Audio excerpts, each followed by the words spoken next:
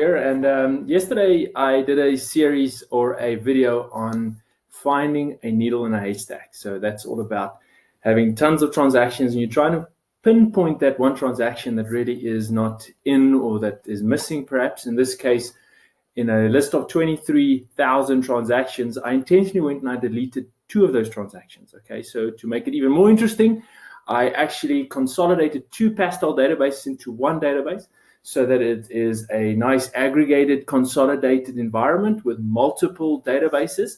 And also I went and specifically deleted 1 out of each of those environments. Okay, so for a person coming into that environment, seeing that a balance sheet is out of balance, it's very difficult to then go and say, what transaction is missing? Which specific debit or which specific credit am I not seeing? Okay, so I'm going to show you today the same thing, but I'm going to show you how you can turn your data into pictures, which usually is so much easier than to identify. Remember, our brains they don't work in rows and rows and rows of data. They work in pictures. That's why babies are so great with seeing stuff and learning from it. Okay, so we need to learn how to take our data, make pictures of it.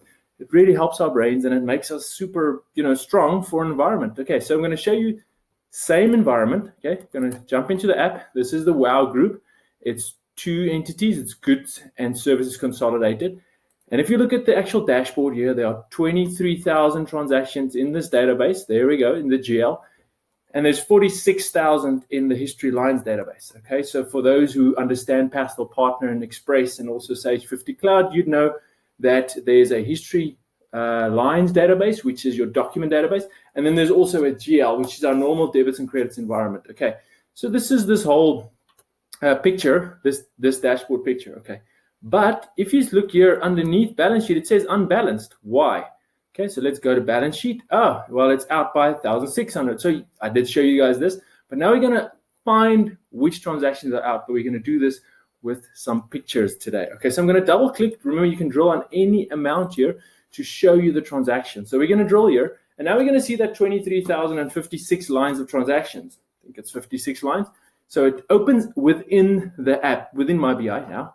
This is your drill down. Okay, it says, well, you've clicked on the balance sheet total year, and it even date stamps it for you at the 28th of August 2020 at 9:06. Okay, and there it is. It says you clicked on an amount of minus 1,600. So if I go and click here, there it is, 23,062 lines. Sorry, I said 56. And there it's out of balance. So somewhere in this is all the transactions in your GL. This is typically what you get if you do a GL export out of, or transaction export out of Pastel. We just have tons and tons of extra fields here that we've built that helps you obviously now work with this data. It's also in a data table format. So now I actually want to turn it into a picture. So what I'm going to do, I'm going to actually use pivot charts, but I need to take it out of the app. Okay, so I'm going to say export it out of app. We don't allow any manipulation within app. That's for audit purposes, that makes it very reliable and very stable environment, and everybody can look at the environment. They know this is actually real numbers from database. Okay, but now I do want to find that actual amount. So what I'm going to do, I'm going to click anywhere on the table, then I'm going to say insert chart, pivot chart, and here we go. Okay, so what do I want to actually do? I want to see the actual the transaction that's not in balance. Okay, so my first thing I'm going to look at is, well, amount. I'm going to look at amount. That is the thing I'm trying to find here. Okay, so amount, let's go and we do the number format here. We take it into a number and we say, let's use 1,000 separated. It's just easier to see. Now, as you build it to pivot chart, just also note that you're actually building pivot table with a chart in the background, which is quite cool actually, because it means now you still have the visual of numbers with with the actual graphs that's going to come, that's going to come to the foreground now. So that doesn't help me. That just says the same thing. Okay, so now we have got something quite cool. We've got something called business name. We've got 2 businesses here. So let's see what happens here. Okay, so now we see, well, goods is out by this amount, 1,500, and services is out by $75. Okay, lekker. So that already helps us a bit. Okay, now we know, well, something is out. Like I said, one is out in in goods and one is out in services. Okay, now we're going to find. And it's not, references doesn't help us, because reference in a Pastel database actually is not unique enough. So with uniqueness, you need to say, well, I need to find something that identifies the entire transaction. Now, you don't always find that in reference. Most of the time, actually, you don't find, especially when you are a VAT vendor or when you are working with cash books. So cash books, the actual control leg is a Z contrast leg. So your total leg, your other leg, that means I'm posting everything through my transactions. Let's say I'm doing a cash book payments. Everything goes to the specific accounts that you are posting it to as you do a cash book. But the actual control leg that goes to your cash book, that says Z contrast, which is quite difficult to obviously go and identify which one now fits. And also, it's no longer a specific reference. Same with your VAT. Your VAT always is a Z contrast leg, the actual automated VAT transaction. Okay, so now what we've got in the database is something called transaction ID. That is unique. So here we go. So transaction ID, what do we find here? Look at this. Immediately something pops out. I just want to show you guys something. This is tons of data here, okay? But look on the actual graph. I'm going to make this thing quite big now. Look how cool this data becomes. Can you see there's a small line here that actually is something that says to me, well, everything is on 0, except there's something in blue and there's something in orange. Okay, that's cool. So it means that visually, immediately it's popped out for me. Now we can do some designs just to say, well, let's do this on now look at that. I've just made a design. I've gone to design and I've just clicked on black. Look how these things pop out. Now, remember, this is 23,000 lines of transaction. We've literally just taken 2 fields with an amount and we've just said, well, just give us the first graph you've got and show it to me. There's a tons of other graphs here. I love this black one. It just pops out for me easier. But immediately I've found the 2 transactions. Check here. I'm going to now say, well, if that's the transaction, which one is it? Well, you can actually now go and now say, well, this is the one. You see there, if I go and I scroll over it, it says 0.142. 0.142 here on the graph. I'm just going to move this slightly. And remember now what I said. There is your pivot table still. I'm going to go to 0.142. And there we go. 0.142. There we go. There it is.